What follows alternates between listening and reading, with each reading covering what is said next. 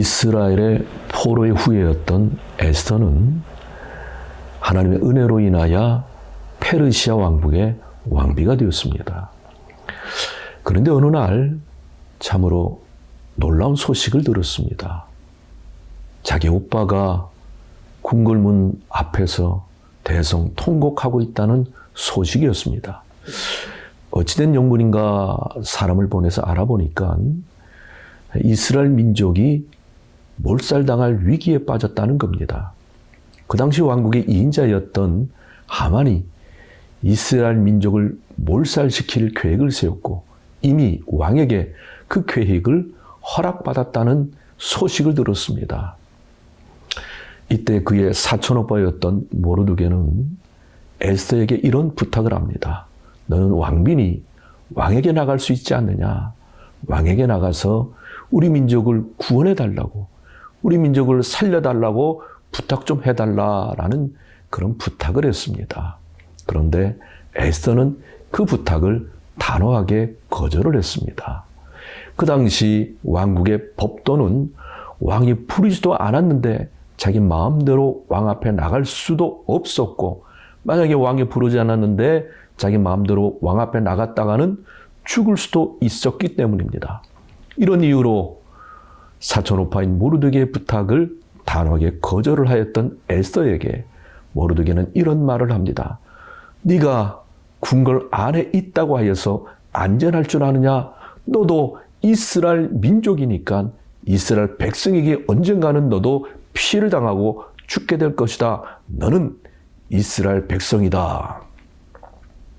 사촌오빠 모르드게는 궁궐에서 살아가던 에스더에게 이스라엘 사람이란 정체성을 일깨워줬고 이스라엘 공동체의 일원이라는 것을 다시 한번 일깨워 주었습니다.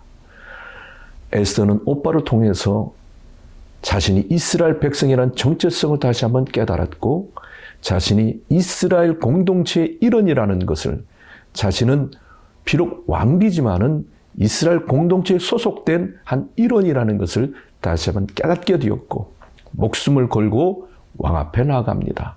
이스라엘 백성들에게 3일 금식을 부탁하고 죽으면 죽으리라 라는 그런 각오를 하고 왕에게 부탁을 했고 왕이 에스더의 부탁을 들어줘서 민족이 몰살의 위기에서 구원을 받게 됩니다. 어느 공동체에 소속되어 있다라는 공동체 정신은 이만큼 중요한 겁니다. 한 민족을 살릴 수도 있고 한 가정을 살릴 수도 있는 것이 공동체 정신입니다.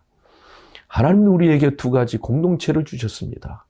가정과 교회라고 하는 공동체를 주셨습니다. 우리가 그 공동체에 소속되어 있다, 그 공동체의 일원이다 라고 하는 공동체 정신은 참으로 중요합니다. 그 공동체 정신이 그 공동체를 살릴 수도 있고 공동체에 소속된 한 개인을 살릴 수도 있다는 사실입니다.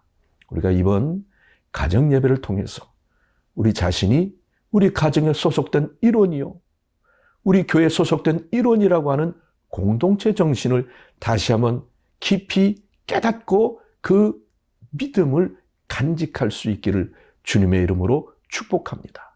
공동체에 소속돼 있다라고 하는 공동체 정신이야말로 우리 그리스도인에게 또 우리 가족에게 가장 중요한 정신이다라는 것을 기억하시고 공동체를 꼭 간직하며 살아갈 수 있기를 주님의 이름으로 축복합니다.